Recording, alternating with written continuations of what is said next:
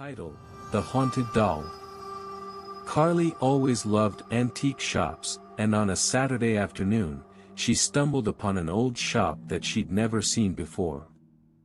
It was filled with all sorts of oddities, but something in the corner caught her eye, an old doll with curly brown hair and a frilly pink dress.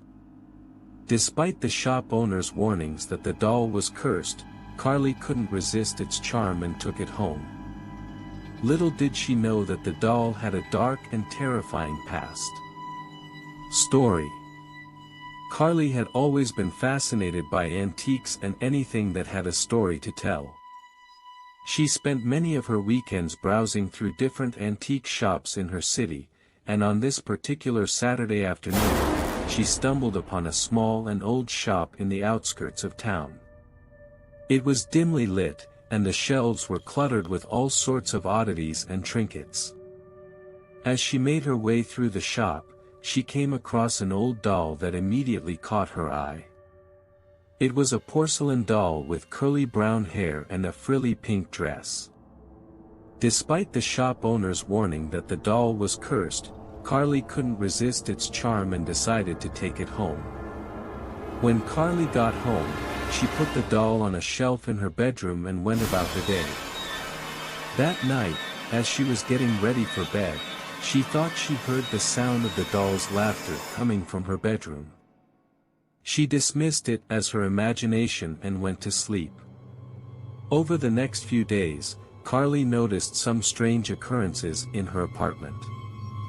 The doll would sometimes be found in a different room than where she left it, and she would hear the sound of its laughter echoing through the apartment when she was alone. Despite these strange happenings, Carly was still convinced that the doll was just a harmless antique. One night, however, Carly woke up to the sound of something moving in her room. She looked over and saw the doll sitting upright on her nightstand, its once cheerful expression replaced with a sinister smile. Carly tried to shake off the feeling of unease and went back to sleep. The next morning, Carly woke up to find scratches on her arms that she couldn't explain. She thought she had scratched herself in her sleep, but when she looked at the doll, she saw that its hands were covered in blood. Carly was terrified, but she still couldn't bring herself to get rid of the doll. As the days went by, the strange occurrences became more frequent and intense. Carly would wake up in the middle of the night to find the doll sitting on her chest, staring at her with its lifeless eyes. She would hear the sound of the doll's laughter echoing through her apartment, even when she wasn't there. One day, Carly decided she had had enough. She threw the doll in the trash and took it out to the dumpster.